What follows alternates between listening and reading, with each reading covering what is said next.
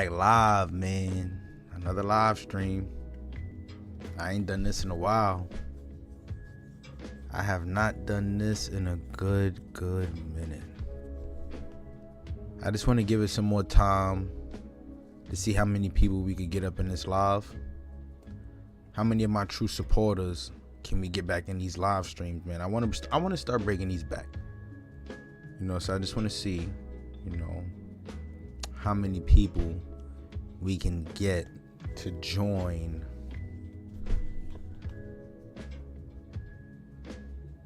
a real in-depth educational lesson right now. Oh baby, why do I want to talk about this one? Right, and then we just gonna take a brief intermission because I want to get more people in this live. I want to talk about this one because I took a trip down to North Carolina this past week, and I learned a lot. I learned a lot about the Carolinas in general. And one of the main things that I learned is that in South Carolina, we have several quote unquote African villages where the Gullah Geechee people get together, congregate, partake in their festivals and whatever the case may be. Right, beautiful stuff going down over there, man. But I hate to burst y'all bubble. What y'all over there celebrating ain't got nothing to do with the true ancestry of the people who were aboriginal to the land, right? Who were the true slaves in the Carolinas? We covered this countless amount of times. We know that they were enslaving many of the tribes, right? One of the main ways to enslave an Indian was through war. So they was purposely inciting wars all throughout the Southeast just so that they can have jurisdiction over enslaving them or making certain tribes fight one another so that they can have rights to enslave an Indian. And this was happening from the late 1600s all the way to the mid 1700s, around the same time when they say these Africans came to America. When they say the Yoruba language was brought to America, they were speaking Yoruba. In South Carolina, speaking Yoruba. It's crazy, man. I don't even gotta wait though. We got some people joining the live, so that's actually pretty cool. Right, I appreciate y'all for tuning in today, man. Happy, what is it today? Thursday. Whoa, today Thursday, tomorrow Friday. That's real big. That's a big thing. Yes, people get to enjoy their weekend. All right, but let's not get distracted. So yeah, man. Copper Colored King, man. Copper Color Cultures, Copper Color Productions. Make sure you guys like, comment, and subscribe. Click that notification bell to stay up to date on all content. Stay plugged in like an extension cord, man. We going crazy. Now, why I want to talk about this one, like I said, it's a several amount of things, man. We got to understand who the original inhabitants of this land were, right? More importantly, we got to gain an understanding of their physical description. Why is that so important? Well, their physical description kind of describes the black man in America today. The African American Negro, right? Whole time we thinking that these people yellow skin, white, or whatever the case may be. Yeah, they was as dark as you, my brother.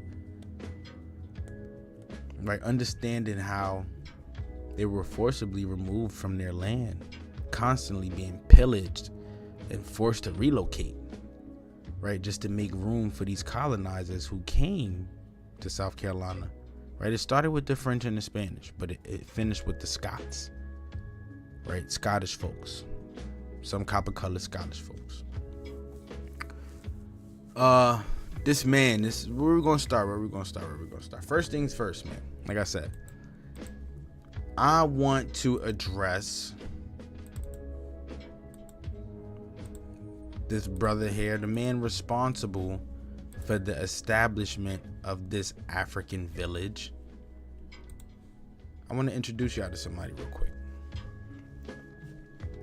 So, This is Oda Adefunmi. Oba Adefunmi. Right? Originally born Walter Eugene King. Son had his name Africanized. Right? He got his name changed to fit the narrative, right? To fit their bull crap narrative. The things that these people believe in, man. It's crazy. By the way, this man is as light as someone's grandfather. As my grandfather. Right? He changed his name to Oba Adefunmi. However, he was born in Detroit, Michigan. Right? Not even born in Africa. Right? He was born October 5th, 1928, and he died February 11th, 2005. He was the first documented African American initiated into the priesthood of the Yoruba religion, who would then go on to become the first African American to be crowned Oba, King of the Yoruba of North America and Ife, Nigeria. Okay, so what he did was he became a priest within the Yoruba religion and started to spread those teachings throughout South Carolina. Right? These teachings were not a thing in South Carolina at the time. Let's keep in mind, we got to understand the Black Panther Party was fighting for this very reason. We are not African American. Right? There's much more than that. Stop calling us that, associating us with something that does not belong to us. Right? You got people pushing this narrative, from 1970 all the way to 2005. Check this though. So, he was born in Detroit, Michigan, right? He had dipped out on the Baptist faith that he had been baptized into at the age of 12. The brother is originally a Christian. Family, what it do? Chicken stew. We in this bad boy. Tap in, man. Tap in. We finna blow the lid off with this one. I ain't gonna lie. Right, but yeah. He was a Christian. He was a born Christian. And he grew up with an interest in African culture and began African studies at the age of 16. At the age of 20, King traveled to Haiti to study the Haitian culture and Haitian voodoo. In 1959, just before the Cuban Revolution, he traveled to the Matanzas region of Cuba and became the first documented African American to be initiated into the Yoruba priesthood of Obatala. Real quick, who is Obatala? He is an Orisha in the Yoruba religion who was believed to have been given the task to create the earth but failed the task by being drunk on palm wine and was outperformed by his little brother Oduduwa. Right, this stuff it all has pagan folklore, right? It's all pagan folklore. It all has pagan origins. We can connect this stuff with some of the many pagan stories or mythologies that have existed over time. Right? Yeah, he's a heavy agent, right? He's a heavy agent. Right? The man out here practicing and preaching that Yoruba stuff, but he was a born Christian. And he's from Detroit, Michigan. He has no connections to Africa whatsoever. Right? He went and learned about this religion through his African studies and then went to Haiti, possibly because Haiti does have some connection to it. I'm guessing from the small percentage of Africans who did go there. Right? He brought this stuff to South Carolina, established a village, and started spreading these teachings all throughout the colony, throughout the country, throughout the state, or throughout the villages, making most of these people believe that they are African when they look just like him, most likely, just as light as him. But we're going to debunk all of this, right? Because we're going to talk about the tribes who were really in that area and what happened to them, right? But yeah, he was initiated into the Yoruba priesthood. He was given the name Efintola Osiji Adefumi, means the whiteness of Obatala is as good as wealth or honor. Adefumi means the crown has given me this child, right? Giving him these crazy names, right? Changing the name that his moms gave him, right? All because of these African studies that he was so hell bent on, right? It's kind of like with Malcolm X, right? Upon the return to the United States, he founded the Order of the Dambala Huido in Harlem, New York, then the Shango Temple, and later incorporated the African Theological Archministry. That organization would come to be called the Yoruba Temple. In 1970, along with several other devotees, Oba Adefumi created the Oyotunji village in Beaufort County, South Carolina. We're going to talk about who was in Beaufort County, right? Who did this land truly belong to? Who were the real slaves in the land? Real quick though, let's check out this African Theological Arch Ministry. Right, it's a charity chartered in the state of South Carolina in 1980. It spawned as a cultural, historical, spiritual movement in New York in the 1970s from the Sango Temple, a branch of the ancient spiritual traditions of the ancient Isi of the Yoruba, or Vodun of the Fawn. Right, look at all of this though. Right, that was founded by the Oba Efentula OGC Adefumi, Walter King. So this is allowing us to dive a little bit deeper. This was a non-profit organization, a charity. So now if you know anything about these non-profit organizations, you know they benefit entirely off of the people. They benefit entirely off of the people. The services that are provided, like shelters, most shelter organizations are non-profit. They're not for profit. How do they get their money? By the services they provide to the people. Right? It does not operate as a business. Right? Whole time it was most likely being utilized as a business. Right, so let's continue, right? What else can we get from this about this brother? His black nationalist stance drew large criticism from within the ranks of Cuban Santeria priests because of his strident opposition to certain aspects of their religion, aspects which he felt did not keep with the traditional form of the Yoruba religion. This eventually led to his break from the Cuban form of the Alpha Santeria Lukimi to replace his former teachers. Adefumi journeyed to Yoruba land in Africa, where he was welcomed and initiated as a Babawalu in El Ife, whatever this stuff is. So he ditched, right, the Central American ways of however they utilize this Yoruba stuff, right? 9 times out of 10 is probably because it associates more closely with what the original practice is here in America. We know these religions all come from the true Holy Land, right? The true land of the people, right? The Haitians aren't Africans, right? That's a fact.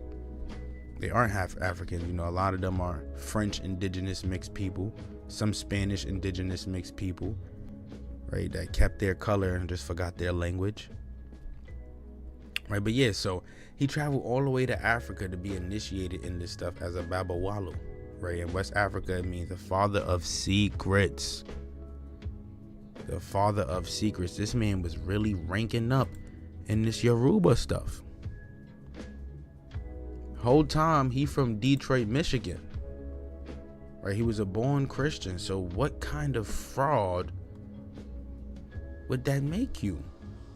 You're not even from the land. You just picking up on something again that does not belong to you, right? For the benefit of what? To create an organization out of it, right? Religion isn't meant to be an organization. They created organizations out of these non-profits.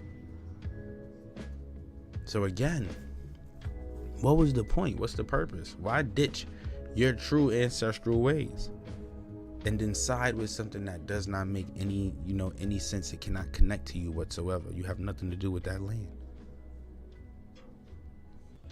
right? But I want to talk a little bit more about now who the first people in South Carolina were.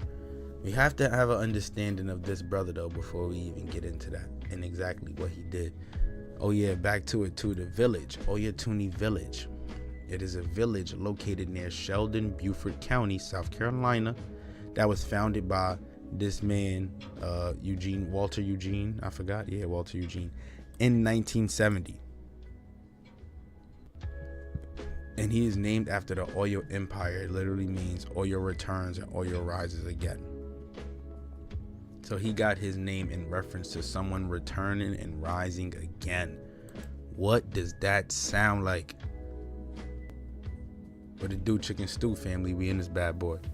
All the way from Huntsville, Alabama. I love it. We talking about that part of the land tonight, baby. The Southeast, we going crazy. But yeah, so his name was given to him in reference to a term that means Oyo returns and Oyo rises again. What does that sound like?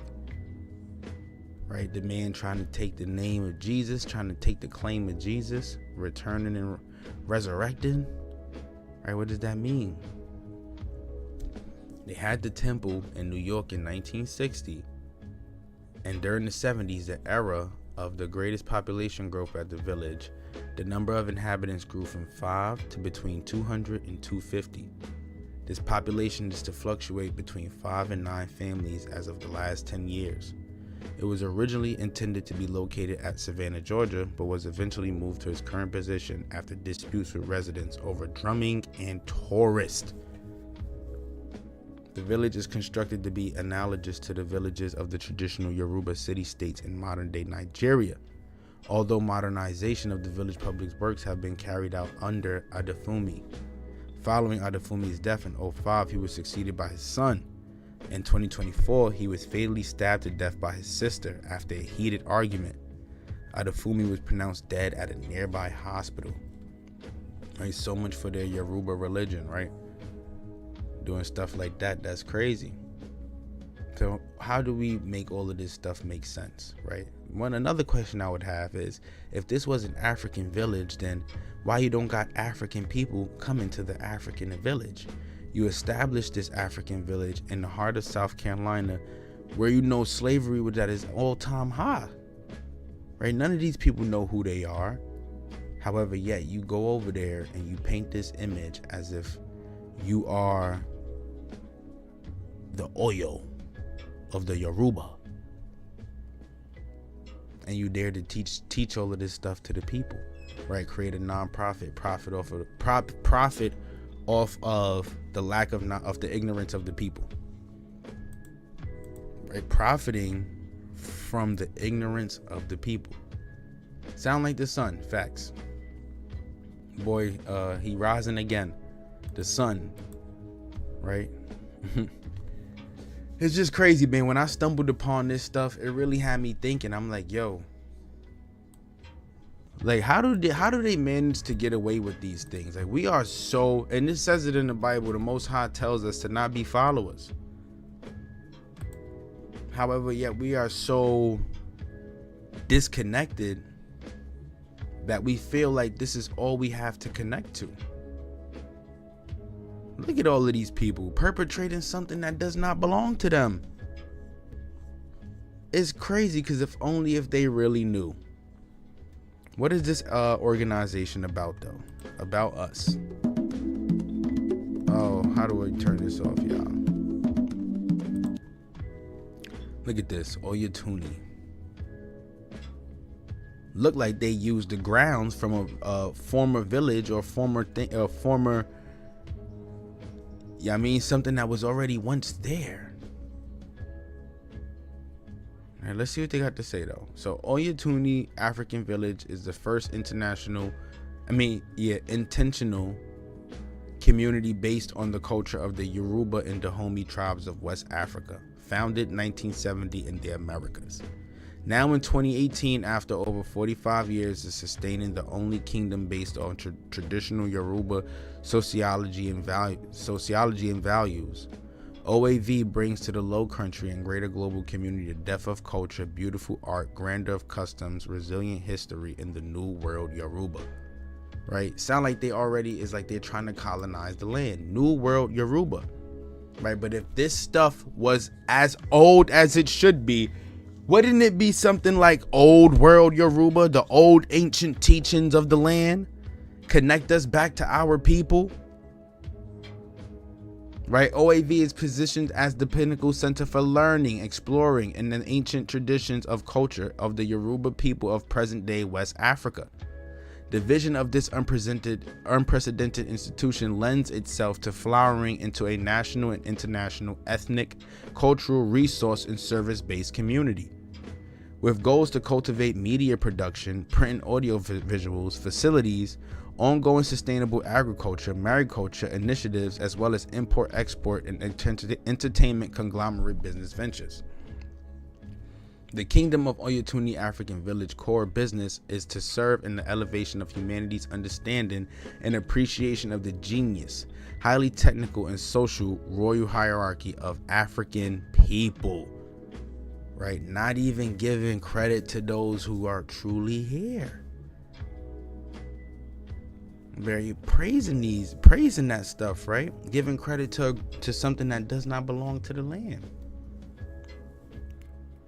Right? They weren't the only geniuses who were highly technical, social, and royal. Right? This isn't this isn't New World Africa. Right? This is America. We had our own people here. Right? We had our own people here. And this is what we're going to talk about. I don't want to bore y'all. Right? We're going to get into it. New World Yoruba is crazy lies. You see what I'm saying, bro? You see what I'm saying? Just like how they say New York, right? New Hampshire, new. Ain't that like another way for saying, we just colonized?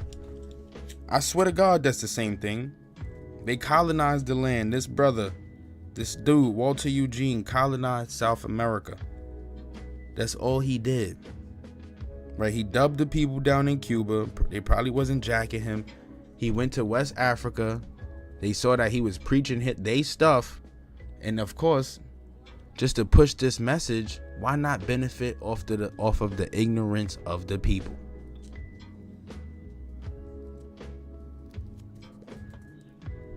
The easiest way to make money is to sell to somebody's emotions. I want y'all to understand that right now.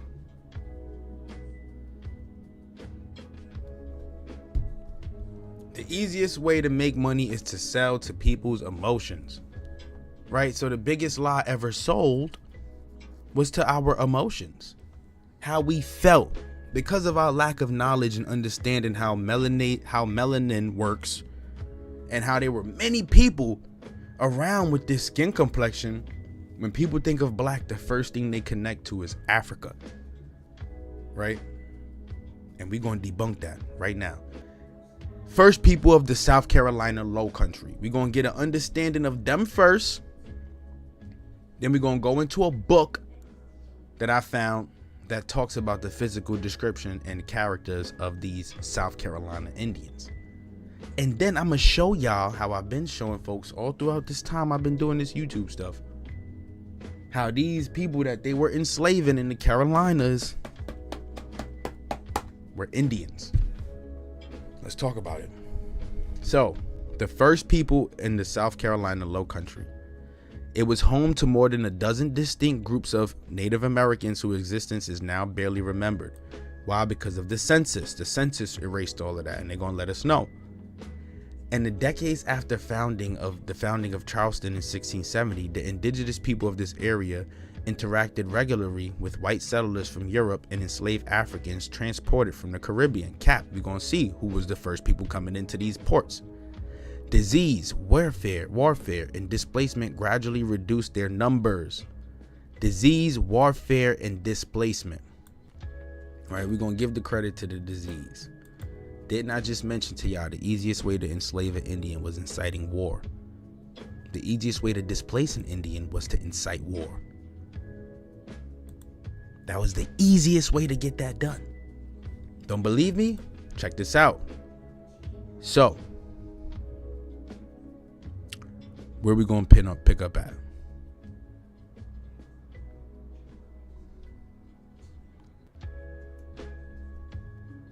And just give me, I'm sorry, y'all. Oh man, I was just on it.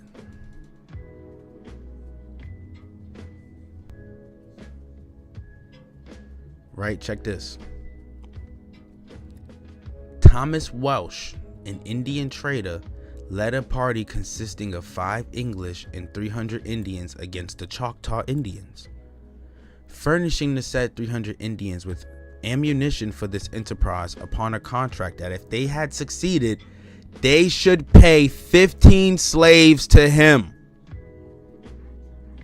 The prime motivation for these Indians to attack another tribe was the promise of guns and other European goods.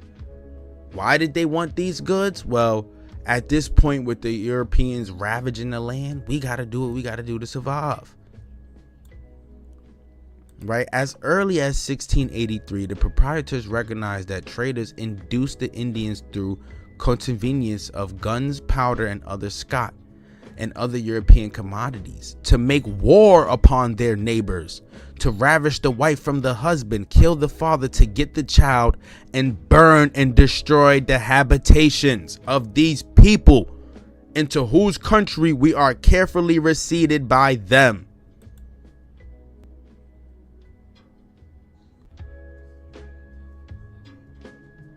Indian slavery also became a means to combat the Spanish and French threat. Both in the South and the West, South Carolina sought alliances with Indians bordering on enemy, quote unquote, enemy territory by arming these tribes and promoting their slave raiding missions against the French and Spanish Indians. The South Carolinas not only created a strong force along the colony's borders, but also weakened the Indians' allies of the French and Spanish through the capture of those tribes' peoples. Hold on, where are we going with this? Understand, man. I wish I had the bomb sound effect, whatever. Because what you telling us is that these wars were incited to gather slaves? To capture and enslave people? Again, before I start wilding this stuff up, right? Let's just pause real quick. Because I was about to bring up a stupid beastie part. And we got to understand. Check this. Now again, warfare and displacement gradually reduced their numbers. No, the numbers were not reduced, right? That's not what happened, right? People just had to assimilate, or when they did escape or fought back and were granted some type of freedom, whatever had happened, they were forced to assimilate amongst other tribes, right? The smaller tribes got with the bigger tribes and they were under that umbrella, right? It's like having Bloods, 5 different sets. You smoke 3, the other 2 needed the other 3 to survive, so they go and join the bigger set to form one. They have no choice, right? You backed against the wall, this is what you got to do, right? Now, what else they said, right? I'm trying to point out the really, really interesting parts, because this is gonna just explain or to, like, you know, break down most of the stuff that we're gonna read throughout the book. So hey, another interesting part right here. Look, many sources published in the past century describe the various tribes or bands of indigenous peoples of the Low Country as members of a larger collective called the Kasubo. Like I just said, but the modern use of that term is fraught with problems. The collective term Kasubo is an artificial construct inspired by a 19th and 20th century scholarly obsession with classification. They gave the people that name because they were obsessed with classifying people. Oh, big job. Hit the nail on the head with that one. Yo, Saf, can I get a ooh yeah? Hit the nail on the head with that one. What are you saying, Mr. Author Publisher dude? That term don't even belong to them truly? Right? It has a lot of problems, right? Because people from the 19th and 20th century were obsessed with making their own classifications, right? Not even respecting the people for who they truly are. We're going to talk about who they are, though, the different tribes. Before we get into it, let's see if we can look at this map. You know, I always like to go into the little interesting things because these are the stuff they don't show you in the social studies class. Right? We're going to read about a lot of this. The Esquimalt, the Wimbi, the Kusa, Kambahi, Ashipu, Adisto, Stono, Kiwa, Kuso, Manyon, Tupa. Right? And it's so funny because A lot of these tribes are right there in the hearts of where a lot of these black African villages are. Right there, these are the original stomping grounds of a lot of these people. Charleston, even this area right here, it's so funny because Charlestown Historic Landing Site, right, they dedicate all of this stuff to escape Africans, right? Plantation. But there's something very interesting about the images or the statues and stuff that they have over there in Charlestown. So let's see, right? Just wanted to show this real quick. They got this stuff right in front of your face, blood. It's right in your face, blood. Right? And then to make matters even worse, oh, can't even zoom it in too much for y'all. That's crazy. But this says that this is a Kiowa cacique. A cacique to these people. Kiowa cacique. And even these people were described as having a deep chestnut complexion. The statue is still there till this day at Charlestown Landing. Not only do they have that, but they also have these. This is at Charlestown, not this one. I think this one is Navajo. I was going through them. This is so crazy. Like, this is at Charlestown Landing. Right, so remnants of true history is still there. However, they're gonna make these connections that this is African land. So y'all Yorubas is telling me that these is Yoruba statues then. This Kiowa Indian that been there since 1670 is a Yoruba? Okay, so the entire land was repopulated with Africans. Okay, got it. African people who speak the Yoruban dialect and whatnot. Okay. All right, let's make that make sense. But could be, Saf. Could be. And just like Yoruba, yeah, facts. I'm happy. Oh man, y'all turning this one up. Let's keep going. $5 foot long image. They do. But I want you to just pay attention. Now we know when certain sculptures are created by, like, let's just talk about early Renaissance sculptures, right? We know a lot of these people in Europe were black. We know, yet they still remain to paint them or make them as if they're white, right? I want you to pay attention. This sculpture still has this copper tone, right? That sculpture still has this copper tone. Now I might be reaching, right? It might be a reach, but no matter what it was, this man right here in this sculpture had a deep chestnut complexion. I'm gonna show y'all.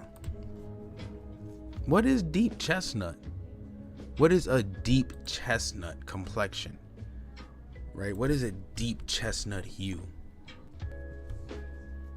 This is what we talking about here. A deep chestnut hue. This is darker than me. Right? This is chestnut and brown.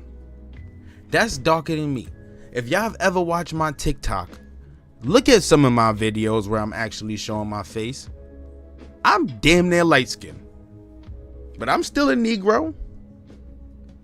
So there's no chance that these physically described deep chestnut people could be black.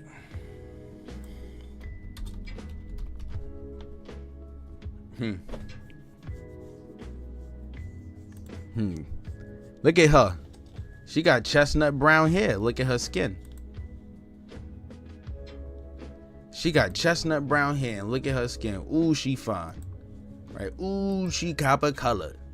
That was the Kiowa though.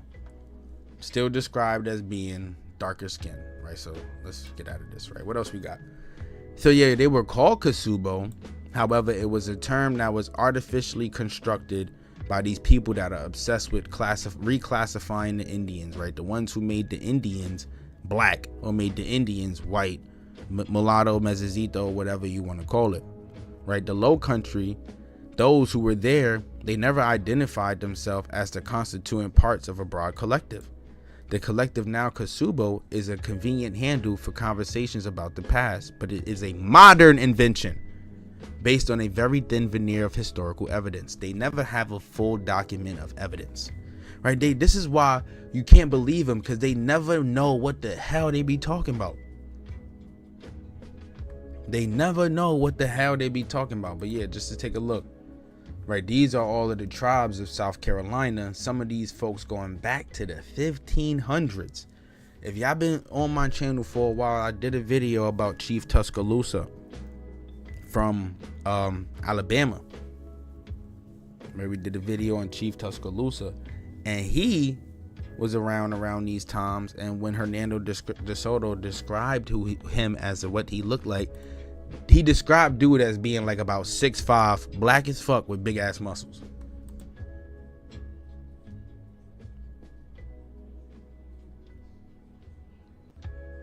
I learned that even in South Carolina, they call people who look like me brass ankles. Oh yes, I want y'all to stay in tune, because the next video I'm gonna do, right, is a story told by a lady of the brass ankle community. Brass ankles is technically the Melungeons of South Carolina, the black people who could pass for white and the white people who could pass for black. Dark skin with really curly hair, brown skin with curly hair, straight jet black hair. Like, there's a lot of us today who have that phenotype. I'm gonna speak for myself. I got super duper curly hair, thick curly hair, right? My hair curls up instantly. So yeah, I was told that they called them folks brass ankles, and dark skinned people used to make fun of light skinned people, saying that they was white Negroes, right? Just that whole Willie Lynch theory stuff. That stuff is crazy, bro. But anywho, yeah, these are all of the tribes. They've been around since the Spanish first came, and for the most part, right after they became assimilated into the Kasubo, it's safe to say that these people still stuck around. So you're gonna tell us that they went extinct, however, tell us that they merged into a much bigger tribe called Kasubo, to which were still around the 17 and 1800s. So which one is it, right? Were they extinct, right? Were they wiped out? Were all of them wiped out? Or do you not have the slightest clue because of your classification fascination? Right, they're going to talk about a lot in this. What they say. For example, the earliest surviving descriptions of indigenous people along the southern coast of modern South Carolina, recorded by French explorers between 1562 and 1576, contain references to at least 7 distinct communities or tribes: Esquimalt, Hoya, Edisto, Tupa, Mayon, Stalami, and Coosa. Right, the Yamasees is not originally from South Carolina. That's funny, right? But we know of the Yamasee as being a South Carolina tribe, but they're not originally from there, right? They migrated there and absorbed these smaller tribes as well. The creation of a semi-permanent Spanish settlement at Santa Elena in 1566 greatly disrupted the lives of the indigenous people living in that area. The largest tribe in the region, the Esquimalt, later called the St. Helena people, rebelled against the Spanish in 1576 and triggered several years of warfare, right? They've been smoking shit, been fighting back. So when you hear these stories about them being savages and not fighting, defending themselves, or, you know, all of this stuff, that's all cap, because all we ever did, all right, and I'm speaking for that bloodline, my bloodline that comes from the land, was fight, right? All we did was fight. It's so funny because we still fight. We still fighting a good fight till this day. Matter of fact, we trying to get people to wake up so we could rebel again. Right? It's time to wake up and rebel again. Let's take it back, right? These people were going to war. It was called the Esquimalt War, and all of the indigenous people who had resided along the southern coastline of modern South Carolina moved either northward or westward. The introduction of European disease in 1560, combined with several years of warfare during the late 1570s, also reduced the native population of the region significantly. During the final decades, it is possibly, perhaps even likely, that the survivors, some formerly distinct groups, banded together to form new identities or amalgamated with other tribes as they moved away from the orbit of Spanish influence. Right? That's exactly what happened. That's why you have the formation of these many bigger tribes. That's how they was able to take control over the 5 civilized tribes, y'all. Right? They gave us, we had many tribes on the land, but they only recognized 5 in the southeast. Already knowing that within these 5, there are many other peoples belonging to different nations.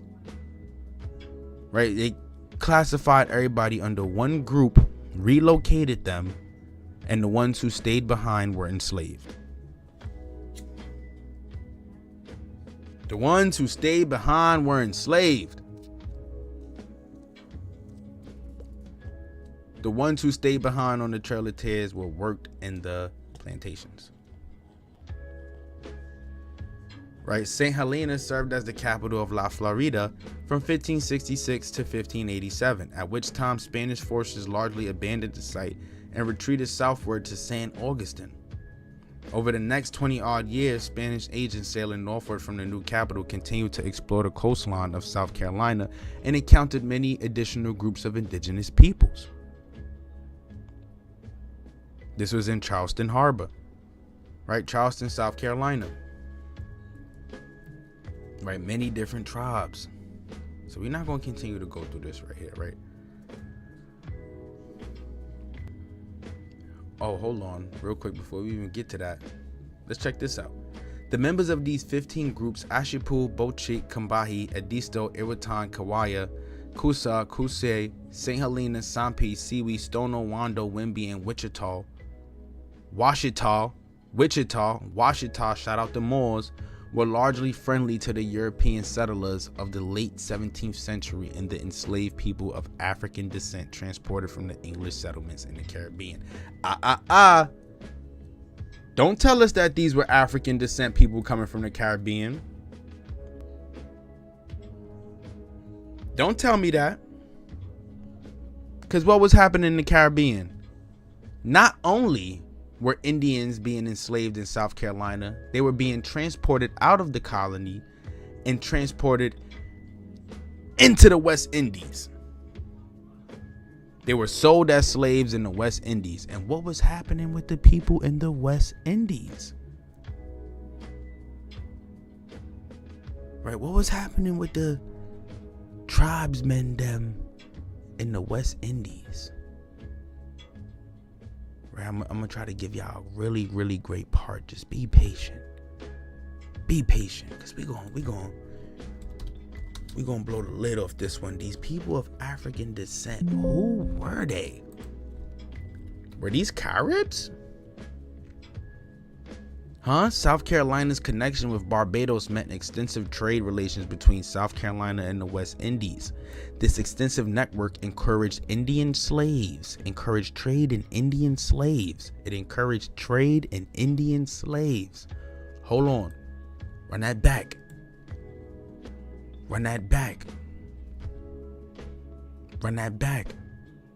They sold 60 members of the Wakama in the West Indies. Hold up. Run that back. All these Indians being exported to the West Indies. What's happening with the West Indies? What's happening over there? Right? People of African descent. Right? Oh, wait. Many Indian slaves from King Philip's War in New England were sent to Barbados. Further, the South Carolinas were aware of the Spanish example in the West Indies, having enslaved native Arawaks. The Spanish also transported many enslaved Indians from the continent to their West Indian colonies.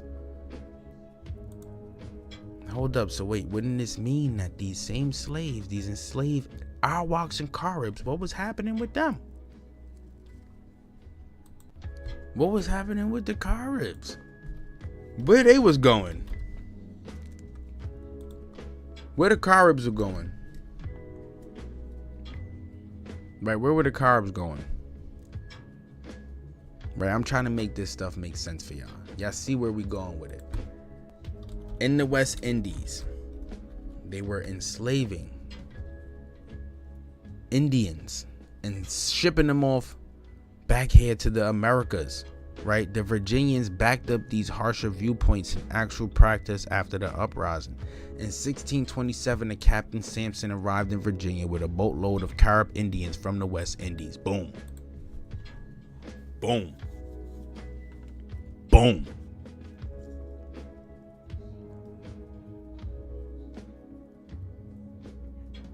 You know, it's so crazy because if you can actually Google the records, right? And most of these ships were coming from Cape Verde Islands, you know.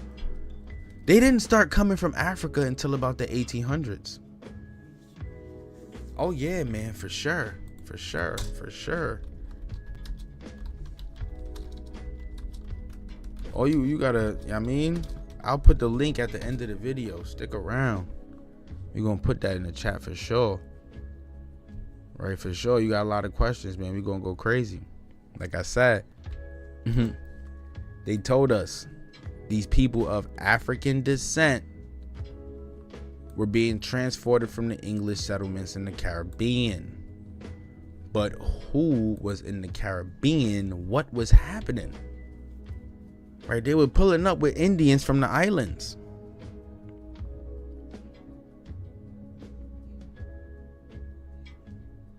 They were pulling up with Indians from the islands. Caribs from the islands. Right? Indians, man. They talking about Indian slavery in South Carolina here, y'all. Virginia, the Carolinas. Let us finish cooking. So you telling us it's people of African descent. Now we know that those is Caribs. Y'all bringing Caribs from the Caribbean. These are not Africans. African descent, we just saying black people now. Right? Put another classification on it. Let's do it. Right? Also, they're letting us know that local Indians banded with the Carolina colonists to drive away the hostile Western people who came from south of the Serrano River to kill and enslave the indigenous people allied with the English. We just learned why were these people being forced to ally, right? So that they can benefit off the enslavement of the Indians. Right, we already discovered that. We discovered that technically in the first part of this video. Soon as we started going through it. Right, what else we got? The closing of colonial markets placed another brake on the continuation of Indian slavery. A large percentage of Indian slaves in Virginia had been transported to other North American colonies or the West Indies. Although the Tuscarora petition in Pennsylvania did not accomplish its desired purpose, it did produce a related result. Fearing the uprising among their own Indians, the Pennsylvania Council legislated against the importation of Indian slaves from other colonies. Both Jamaica and Barbados followed suit, bearing the admittance of ungovernable Indian captives. It became increasingly difficult to unload this unwanted cargo. One vessel from New England stopped at port after port, trying in vain to sell its cargo of Indian prisoners. Finally, the slaves were dumped at Tangier in North Africa. What are you saying? There's no more out of Africa now. There's no more out of Africa now. You telling me they brought them to North Africa? We already went over this stuff, but I know it's new to a lot of people that's tuning in now. So I'm pretty sure, let's just all act like we're surprised. I'm gonna act like I'm surprised too. Oh.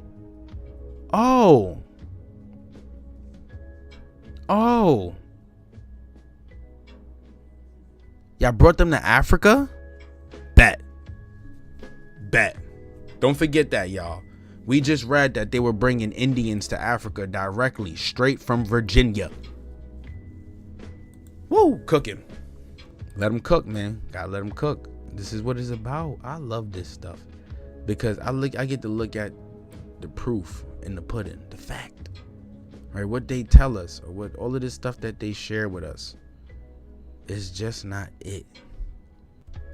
Right? It just was not it. It's not true. And I'm trying to find another part for y'all too, as far as like the war, right? The war, how they force people to go to war on each other.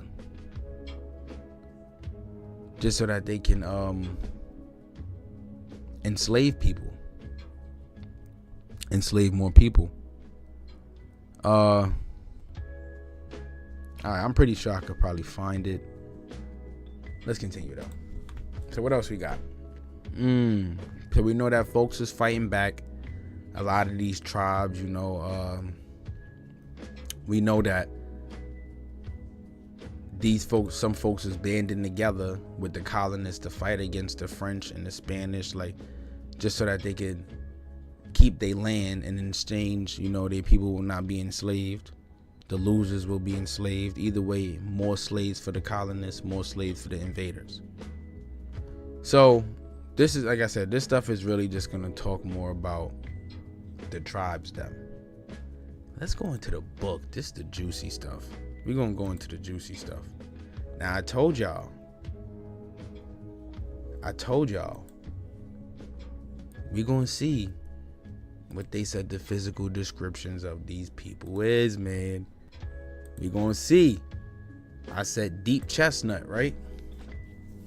I said deep chestnut, so-called black. Indians of the South Carolina Low Country from 1562 to 1751 by Gene Waddell. I'm going to drop this link in the chat box as well.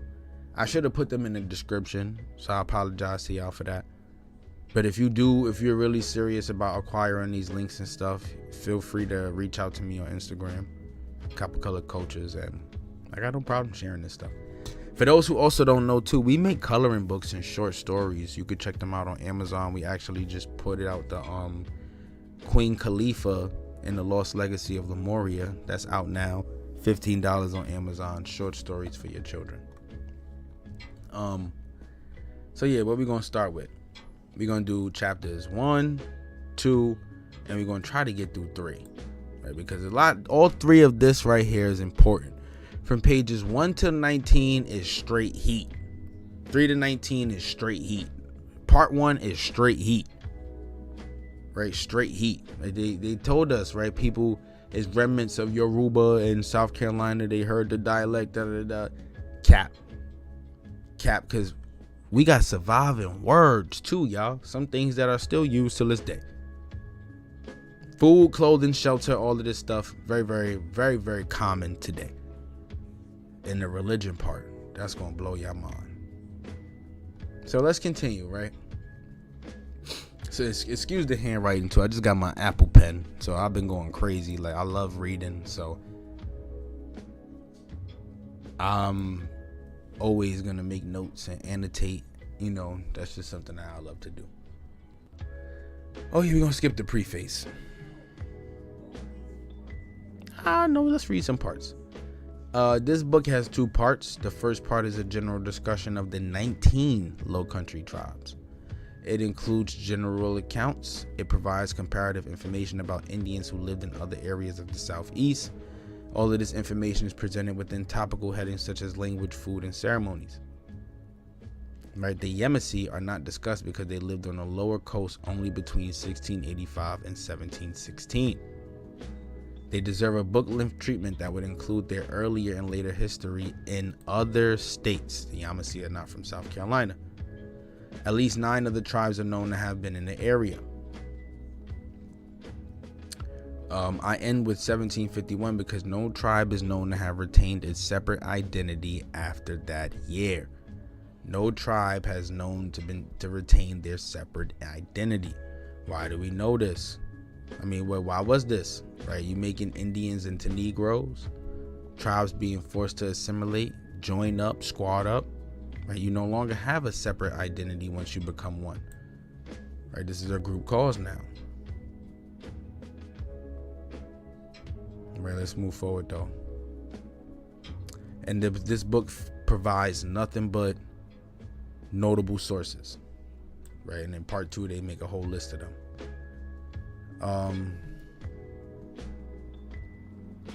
Where we at with it? And here, this is from Lieutenant Governor William Bull Jr. I cannot quit the Indians without mentioning an observation that has often raised my wonder. that in this province settled in 1670 since the birth of many men now alive, then swarming with tribes of Indians, there remains now except a few Catawbas, nothing of them but their names within 300 miles of our sea coast, no traces of their immigrating or incorporating into other nations, nor any accounting for their extinction by war or Brazilians equal to the effect. Right? They can't even tell, there's no account of anybody going extinct. Right? So that statement is just cap all the time. I love it. Let's keep learning. You about to learn a big drop real quick, right? We about to go crazy.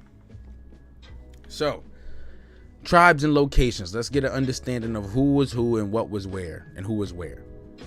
Right? This chapter summarizes, and let's get in here a little bit, summarizes the locations of 19 tribes which are probably indigenous to the lower coast of South Carolina between 1562 and 1751. The locations given are usually the sites of their summer villages. During the summer, the members of each tribe lived near one another in settlements along the coast. During the fall, they moved upstream and divided into numerous smaller communities to spend the winter inland. Hold on. This one for you, Saf. What's Gaddon's Wharf? Gaddon's Wharf is located in Charleston, South Carolina. It is the first destination for an estimated 100,000 Africans during the peak of the international slave trade. This was the port that these so-called Africans were being shipped out of. Gaddon's Wharf, right in the heart of Charleston, South Carolina. I mention this too because let's get an understanding of who was in Charleston, South Carolina. Right, let's continue. From 1562 to 1567, the initial period of the French and Spanish occupation, the tribes evidently remained in the same locations. The Esquimalt, who were the most important tribe in Port Royal vicinity, were also the southernmost tribe. They had their main village between the Broad and the Savannah River. This for y'all. We're gonna dial in. We're gonna dial in. Let's dial in. Right, I just came from down there, so this stuff is even more interesting to me, more than ever now. Let's dial in. I can't find the Stono River. I got a better idea. Let's check out this map. Now, what did they tell us? That the Esquimalt, they were between the Broad and the Savannah River. Where the Esquimalt. So this is right here where the port would be. Port Royal. Right where the port would be. Gaddon's Wharf. Located South Carolina, Charleston. Right? Everybody just keep this in mind. It is now the aquarium though. It's the aquarium now, but keep this in mind. This was the ship dock. This is where they passed through. Right? So when they talking about who are these slaves being shipped, or the 100,000 enslaved Africans that the first destination that it was for them, we just learned that these slaves of African descent, one, they came from the Caribbean, two, they were shipping Indians out and bringing some in. All of this happening where? At Gadsden's Wharf. Now, could they be speaking about the Esquimalt? Let's continue reading. Another much smaller tribe, the Hoya, lived nearby. 3 other villages were along the southern edge of the Broad River. The major village of the Edisto and the smaller villages of the Tupa and Mayon, another small tribe, the Stalami, had a village on Port Royal Island. The only other tribe known to have been in the Port Royal vicinity during this period is the Coosa, who live farther to the north. Right? Coosa. Who is the Coosa? They live farther to the north, right close to the Kiowa. Oh no, the Coosa, by the Combahee. Right? That's why I wanted to keep the Google Maps up, because it'll give us a better understanding of where these people lived. But they're going to talk about it anyway.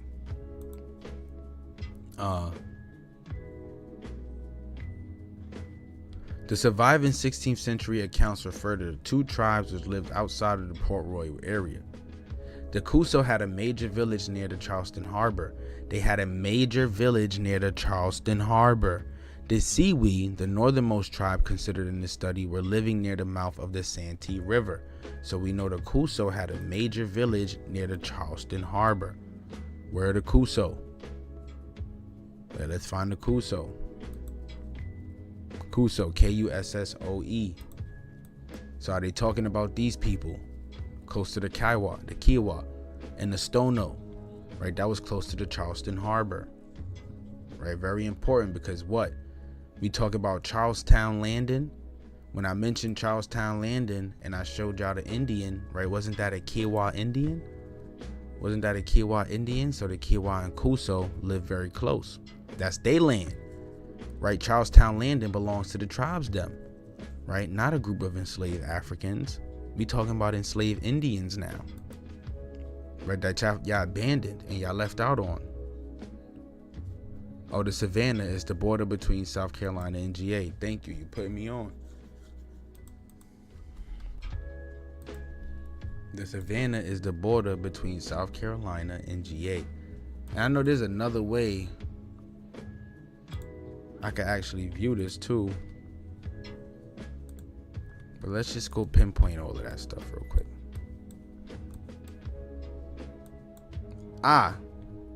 So near the port of Charleston, we got the Kiowa and the Cusco.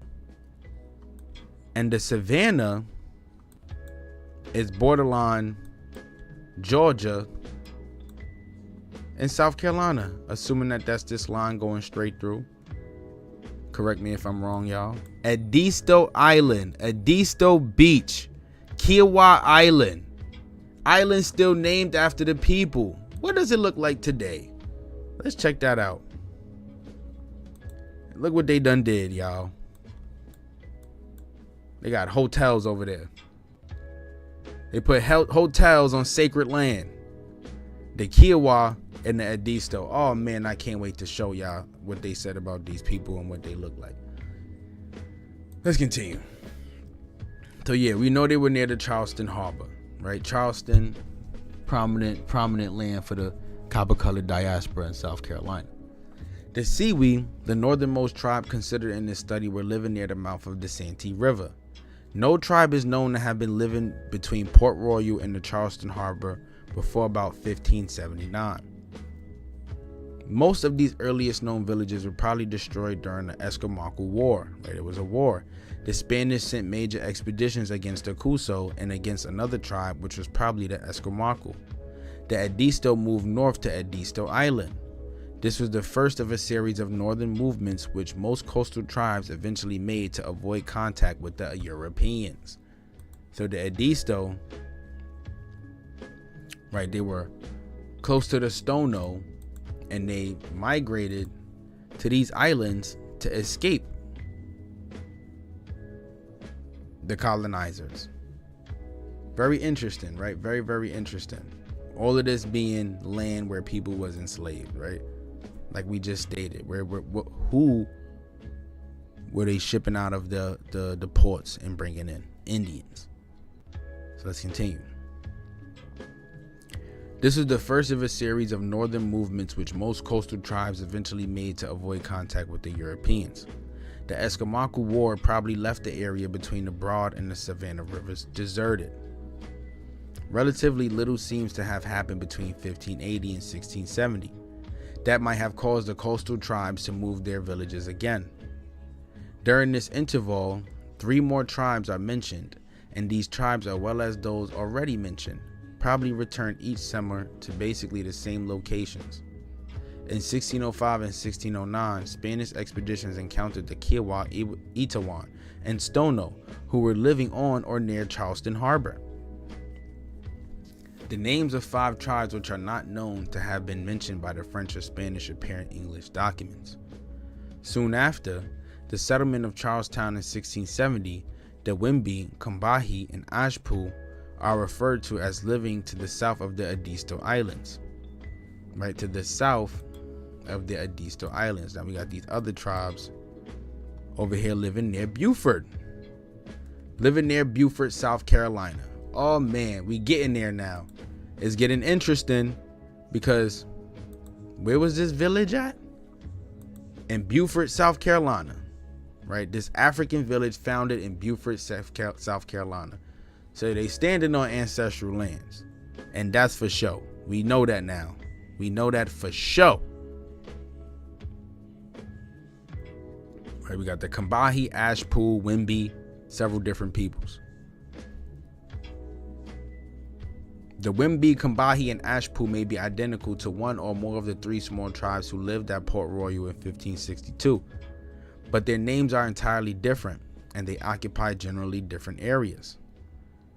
After a war in 1675, the English forced the Kuso to forever quit their lands, right? Since 1675, the English forced the Kuso to quit their lands, right? What did they tell us? Right? What was the cause of the erasures of these people? They said that they were displaced gradually, right? This is the displacement that they speak on.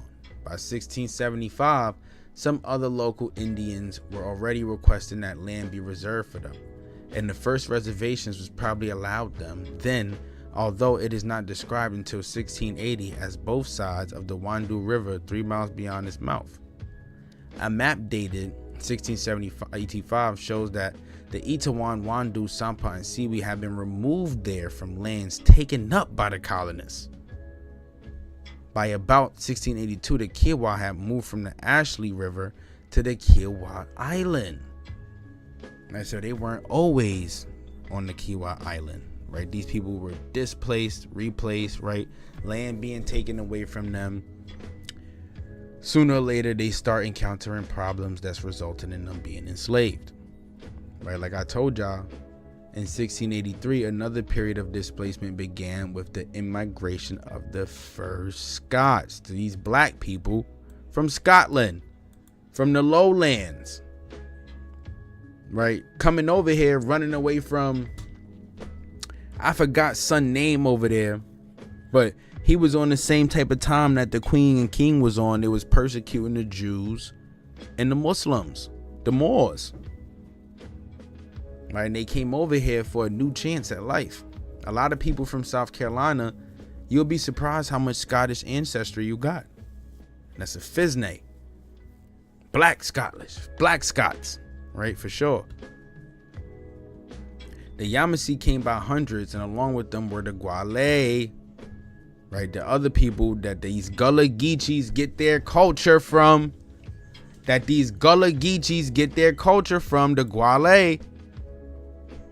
Gullah is only a term for enslaved people.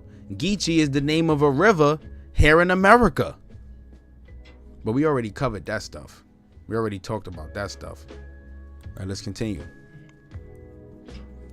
The Yamasee came by hundreds, and along with them were the Gwale, traditional foes of the coastal tribes. Some local tribes may have moved north about this time to get away from these recent arrivals, right? In 1684, the proprietors declined declaring their title to the coast between the Savannah and the Stono rivers, much of which they already had granted to the Scots. So they had 8 separate sessions, and one general session made to give them a paper claim to all of this territory. The Washita, previously unknown, the Washita, St. Helena, the Esquimalt, Wimby, Combahee, the Coosa, Ashpool, Edisto, and Stono surrendered all of their claims.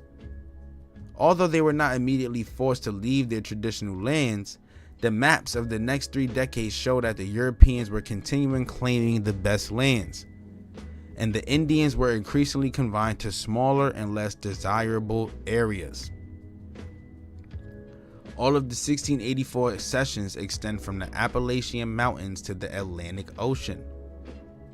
The Cherokee were now the closest neighbors of these 8 tribes, to the west and northwest. The Cherokee's villages were in the Appalachian Mountains, but they also claimed most of the Piedmont, even though they probably rarely, if ever, hunted below the fall line because game was plentiful in the mountains. The coastal tribes probably avoided the lands claimed by the Cherokee. So exception perhaps 100 miles wide between the two groups seems to have been largely inhabited. Using the Appalachian Mountains as a boundary for the cessions may have been unnecessary, but Ferguson implies that Santee, Itawan, Kiowa, Stono, Edisto, Coosa, and St. Helena formerly were chased from the mountains, or some of these coastal tribes may still have thought of the Cherokee lands as legitimately theirs. What are they saying? Right, they were there before the Cherokee. Right, we learn, right, the Cherokee, one of the 5 civilized tribes, though. They telling us that the Cherokee not even from the land that they truly state that they are from, which is a possibility because they speak a complete different dialect from the people of the Southeast.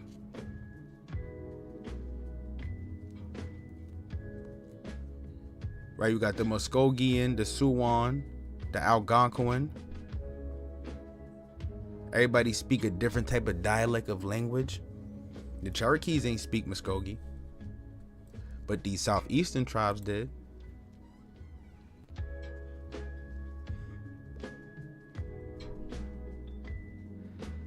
Yeah, they call themselves Gullah now, but they not Gullah. That's just that African influence, right? We learned that stuff is new.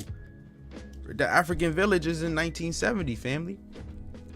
That stuff is new. It's new. Below the fall line also, most land was unoccupied. Much of the time, the 1684 cessions mentioned partially inhabited lands north or the northeast of the Washita, north or the northeast of the St. Helena, or north of northeast and south or southwest of the Wimby, south or southwest and north of northeast of the Combahee, south or southwest and north or northwest or northeast of the Ashipu, south or southwest and north of northeast of the Edisto, and south or southwest of the Stono. One additional small tribe, the Bochit, was first mentioned on a map in 1685. Their population was probably too small to make land cession necessary. Soon after the Scots arrived at Port Royal, they joined the Yamasee in harassing the Spanish. In 1686, the Spanish retaliated twice by raiding and leisurely burning the Scots settlement. Most, if not all, Indian villages at Port Royal and the whole of the Edisto Island. Only a hurricane saved the lands farther north, so the Yamasee actually burned down some of these villages. Why is that? Because you had a lot of Spanish people on the coastline. Remember, we got Spanish Indians in Florida. The first tribes in the southeast were the ones who mixed with the Spanish.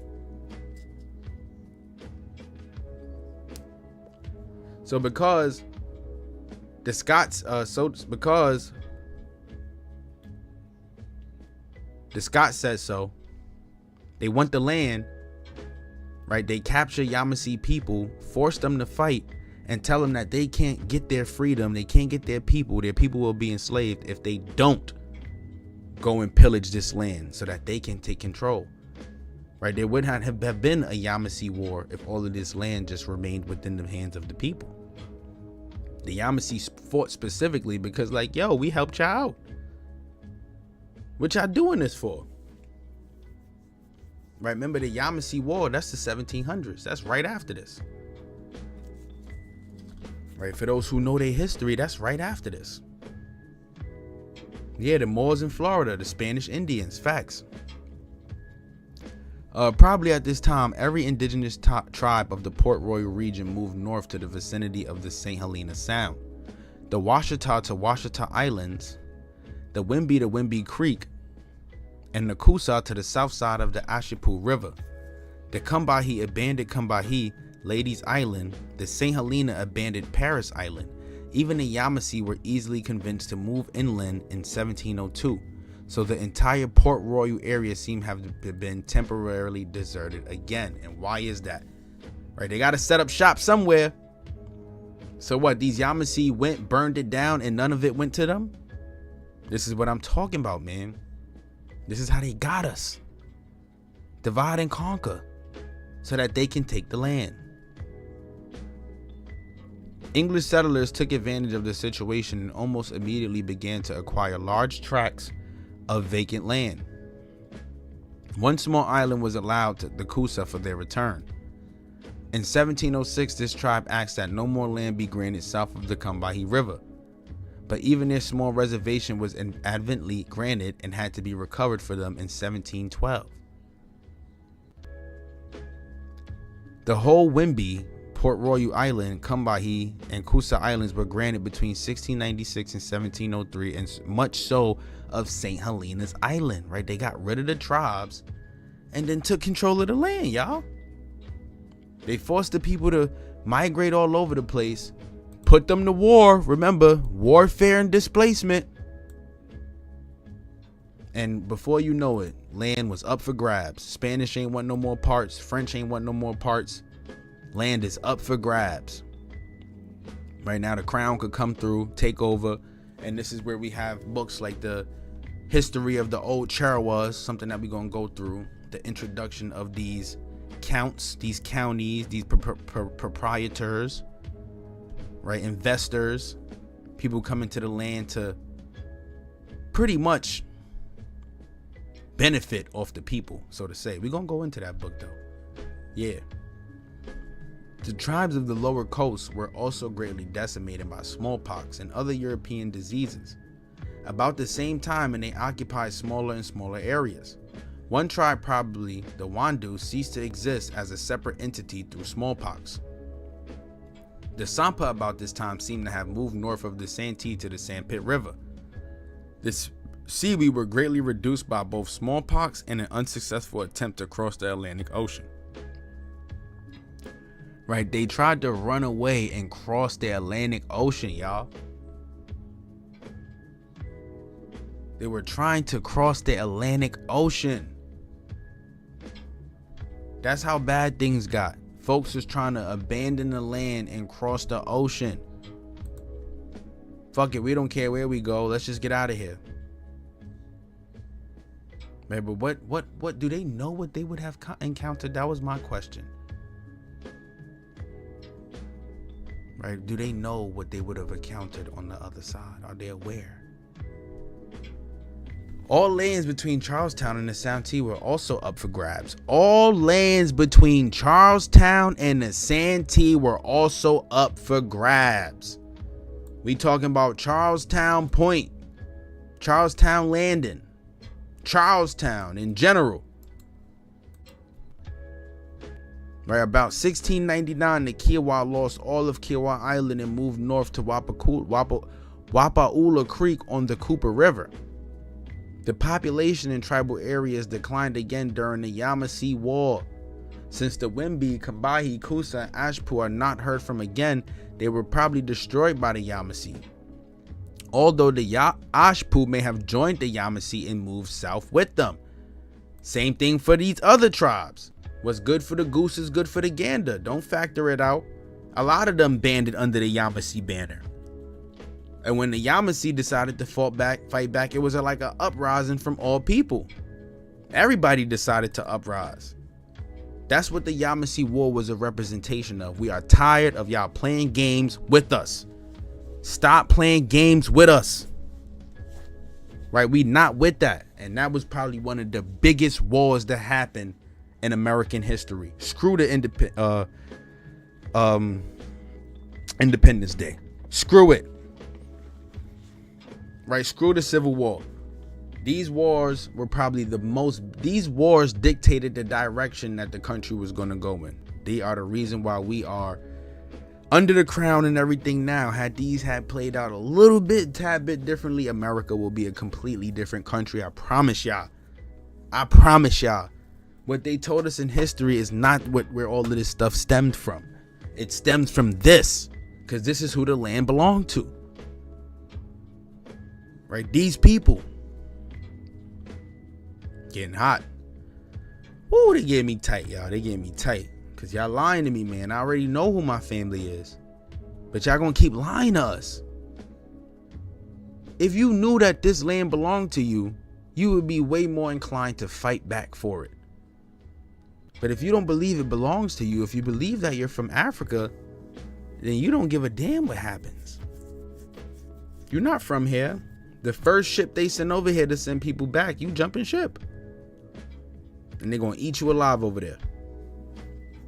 That's a fact, right? After the Yamasee War, only the St. Helena, Edisto, Coosa, Kiowa, Itawan continued to be mentioned as a separate tribes. They were allowed to live scattered among the settlements, and there are frequent references to them between 1716 and 1751. 10 widely separated trading posts were set up in 1718 between Port Royal and Wandu for the Indians residing in the settlement. Right? They set up trading posts. Now, what is this, right? A trading post is a what? What does this become? For those who are smart, right? A plantation. Right? This becomes a plantation, a place where you trade and enslave people. Right? The phrasing indicates that in less than half a century, the Indians were occupying English land. On the 29th April 1726, the assembly proposed to settle all friendly Indians in 3 bodies, right? They proposed to settle these people. We're going to propose to put y'all where we want y'all. But adjourned the following day with no action. On 18th November 1726, 3 days after reconvening, the proposal was referred to the Indian Committee. Again, not ran by Indian people, not ran by Aborigines, but this is where you have like the Bureau of Indian Affairs. It stems from stuff like this. Right? They helped them take over the land, right? Nothing must have come of the proposal because lists dated 1733 and 1743 enumerated the remaining tribes separately. And the Kiowa were again requesting land in 1743. Again, they got nowhere. Right, by 1721, the Winya, Cape Fear, and Tuscarora were sharing the lower coast with the St. Helena, Edisto, Kiowa, Coosa, and Itawan. By 1733, the Pedi were there. All of these people living together, and y'all don't think at one bit, right, one bit, that the tribes don't remain to this day in the blood of the Negro. All of these people, they talking about all of these different people. Yet you gonna come over here and tell us that this is an African village? Stop it, Five. Stop the cap. Stop it. In 1739, the phrase or any other Indians incorporated with them is added to a list of coastal tribes. The St. Helena, Edisto, Kiowa, and Coosa are last mentioned in 1743. The Itawa are alone mentioned in 1741. Okay. Now I'm just scrolling just to see how much we're going to have to run and gun through before we even conclude this part. Because, we've been going for a while now. All right, are y'all ready to be mind blown? Right, I've been waiting for this part. Yes, a market square and trading post is a market square for sure. And you know, those is all over South Carolina. Plantations and all that.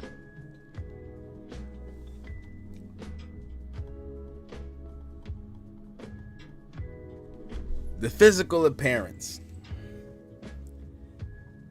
According to Ashe, and I'm assuming they talking about Thomas Ashe.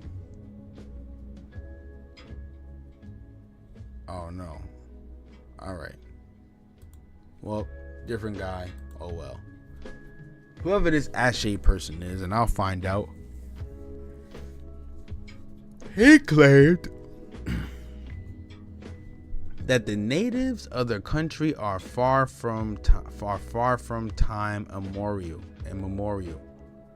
The Aborigine Indians are of a deep chestnut color.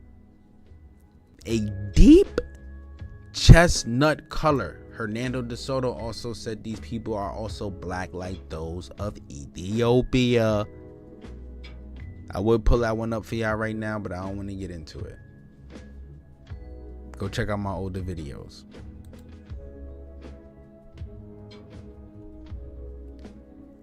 A deep chestnut color.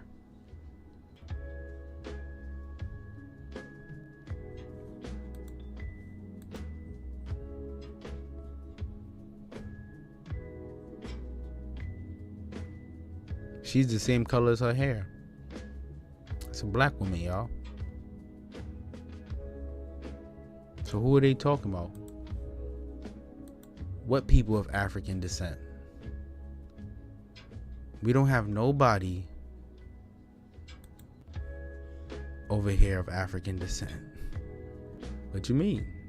He talking about the Aborigines. They are of a deep chestnut color. Their hair black and straight. Their eyes black and sparkling. Right? They not no blue-eyed devils. Little or no hair on the chins. They shave the facial hair. Well-limbed and featured. Structured. In 1707, Arkdale explains that the natives are somewhat tawny, occasioned in a great measure by oiling their skins and by the naked rays of the sun. Right? Who are the only people, my brothers and sisters, who shine bright like a diamond when we reflect off the sun? Oil up your skin and go stand in the sun. And as a black person of deep chestnut color, tell me what you think you look like. That's what they talking about. These people are described as being black. Black. Black.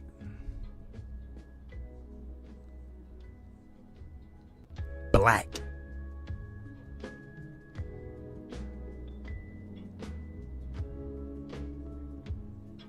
Black. Check this. We're going to read a couple parts from this because a lot of this stuff is not really as important as it should be. Or we're going to save this for another video. The physical character of the South Carolina Indians part 2. Check this out.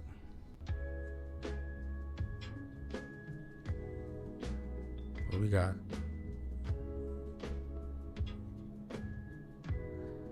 They say, without mentioning the name of a tribe, Orr says that the Menendez Marquez in a single assault of 1577 killed and captured 120 persons.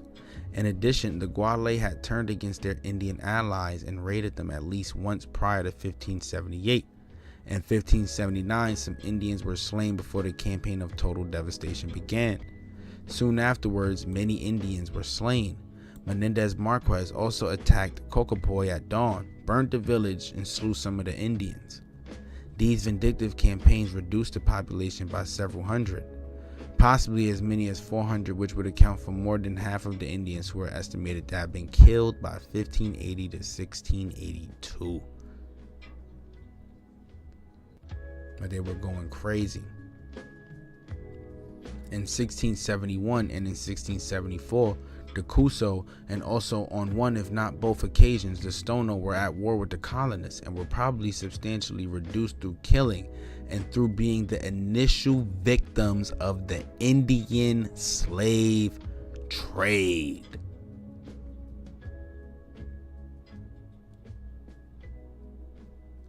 Initial victims of the Indian slave trade. And why don't you know that you're an Indian anymore? That you don't have no close, you can't identify.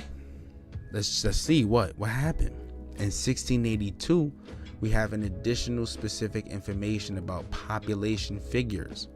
In 1683, Crawford says that all of Port Royal had no more than 160 Indians, for we made it just part of our work to know the number.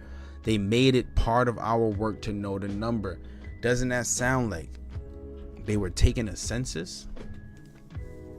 They collected a census of the people? Right, again, we know that because of the mixing, people were being reclassified all over the place. Because your skin was black, you were being reclassified from Indian to Negro. They made it their business to keep track of the number of people within these colonies. They were taking censuses as far as 1682. These people knew what they were doing. right? The first American census wasn't introduced until 1790. 1790. At that time, if you were mixed, you would have been called a mulatto. You have your Indian, but you had to prove you was Indian at some point. You had to prove it. Why is that? Well, you see all of this fighting that was going on. These people trying to take their land back. Right? We're going to reclassify everybody. Why? Because we don't have to give these people back their land if they don't know that it belongs to them.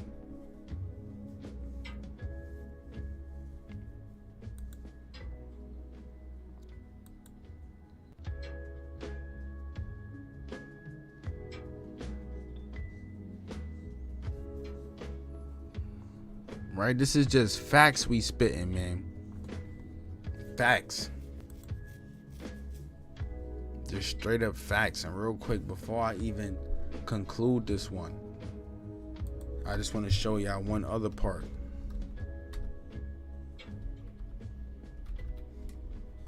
One other part.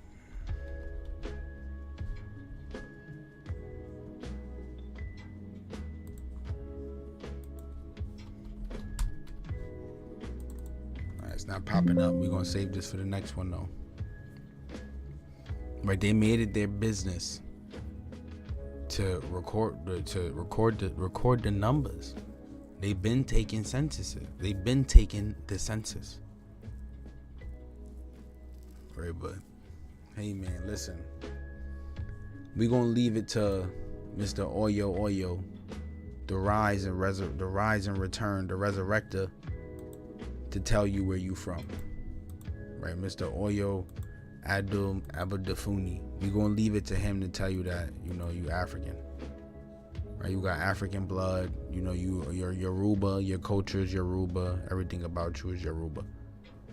We're gonna leave it for him to tell y'all. Even though we just gave y'all the fact, the truth, we're gonna leave it for him to tell y'all. Like I said, we're gonna put these sources in the chat box. I'm gonna drop a link, and all y'all gotta do is just copy and paste this link, man. But again, like I said, hit me up on Instagram. Right, hit me up on Instagram, Copper Colored Cultures, if you want access to this information. Right, if you want to gain access to this information, write us on all platforms, YouTube, all of that. Make sure you check out Copper Colors, man. Our coloring books, like I said, we have our first short story out now. Make sure y'all go check that out, man. If you want your kids to learn about this history, this information, check it out. All right, grab you a copy, and I promise you, you will not be disappointed. We giving out real gems. We giving out real gems, no doubt. No doubt. We always, you know, we do this every week. You know, stick around. We do this every week, family. Stick around. For sure. I just felt the need to have to give people that you know, that drop, and we not done. It's still much more to read, right? It's still much more to read, but we just gonna break this up into smaller videos, right? Break it up into smaller videos so that it's not too long, you know, suitable. We still got the intertribal relationships to go through to understand who was with who was mixing with who, how these tribes became bigger tribes, all in South Carolina, right? Just gaining the understanding of the people who come from the land, right? Remember, he told y'all that African village was there. However, Charlestown Landing lets us know that land belongs to the aboriginal peoples of South Carolina. And I rest my case, y'all. I appreciate those who tuned in. And like I said, like, comment, and subscribe. Click Click that notification bell to stay up to date on all content. Stay plugged in like an extension cord, man. I love y'all. And that's a fact. Looking like a whole mixed Indian. For sure. For sure. Right? He's a fraud. But it's okay, though. Because we taking our history back. Bit by bit. I appreciate y'all. Stay in tune for the next one. We be back next Sunday. Much love. Peace.